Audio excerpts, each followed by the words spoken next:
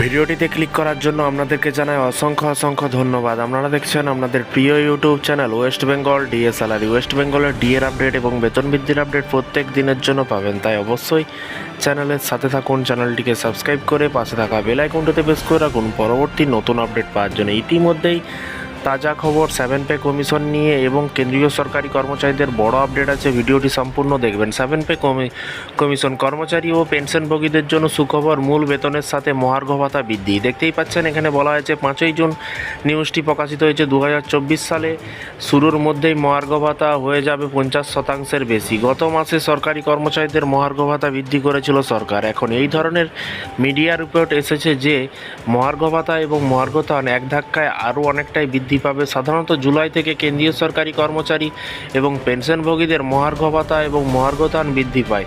DA এবং DR 50% এর সীমা স্পর্শ করার সাথেই অনুমান করা যায় যে এবারে কিন্তু এই টাকা মূল বেতনের সাথে যুক্ত হয়ে যাবে। যদি সব কিছু ঠিকঠাক থাকে তাহলে কিন্তু খুব শীঘ্রই কেন্দ্রীয় কর্মচারীদের এবং পেনশনভোগীদের মূল পেনশন অথবা মূল বেতন বাড়বে কিন্তু 50%। 50% সীমা অতিক্রম করার পরে মূল বেতনের সাথে মহার্ঘ ভাতা লিঙ্ক করে দেওয়ার বিষয়টি কিন্তু ইতিমধ্যে বেশ কিছুটা জল্পনা পেতে শুরু পেয়েছে।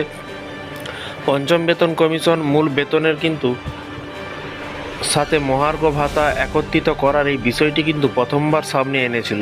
এই ধরনের একীকরণের মহার্ঘ ভাতা বেতন হিসেবে কিন্তু অভিহিত করার সুপারিশ করেছিল এই কমিশন। এই সুপারিশ অনুসরণ করে কিন্তু 2006 সালে ভাতা এবং অবসরকালীন সুবিধা গ্রহণের উদ্দেশ্যে কিন্তু মহার্ঘ ভাতা গঠনের জন্য সিদ্ধান্ত নেওয়া হয়। 50% মহার্ঘ ভাতা হয়ে গেলে সেটা কিন্তু মহার্ঘ বেতন হিসেবে কিন্তু গণ্য করা হবে। এই পরিবর্তন সক্রিয়ভাবে কিন্তু যদিও ঘটবে না, সরকারকে প্রাথমিকভাবে কিন্তু এই বিষয়ে সিদ্ধান্ত গ্রহণ করতে হবে। কেন্দ্রীয় কর্মচারী এবং 50% হারে মহার্ঘ ভাতা এই মুহূর্তে কিন্তু পাচ্ছেন। মার্চ মাসে সরকার মহার্ঘ ভাতা 46% থেকে বাড়িয়ে 50% করার সিদ্ধান্ত নিয়েছে। তখন এটা বিশ্বাস করা হচ্ছিল না যে সেই বেতন মূল বেতনের সাথে যোগ করা হবে কিনা এবং আলাদাভাবে মহার্ঘ ভাতা গণনা করা হবে। তবে এখনও পর্যন্ত এটা হয়নি।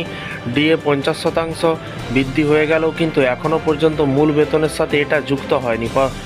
পরবর্তীতে কিন্তু মহার্ঘ ভাতা বৃদ্ধির পরেও কিন্তু মূল বেতনের সাথে এটা গণনা করা হবে বলে কিন্তু মনে করা হচ্ছে। বিষয়টি বুঝতে পারছেন। এই ছিল আজকে একটি ছোট্ট আপডেট। কেন্দ্রীয় সরকারি কর্মচারীদের ডিএ কিন্তু বাড়ছে, 50% পেরিয়ে কিন্তু 54% মিলতে চলেছে। আর রাজ্য সরকারি কর্মচারীদের মাননীয় মুখ্যমন্ত্রী ভোটে জয়ী হয়েছে। দেখা যাক মাননীয় মুখ্যমন্ত্রী কোনোরকমভাবে ডিএ ঘোষণা করে কিনা, শুধু অপেক্ষার পালা। যখনই নতুন আপডেট আসবে অবশ্যই আপনাদেরকে ভিডিওর মাধ্যমে জানানো হবে। চ্যানেলটিকে ফলো করে রাখুন।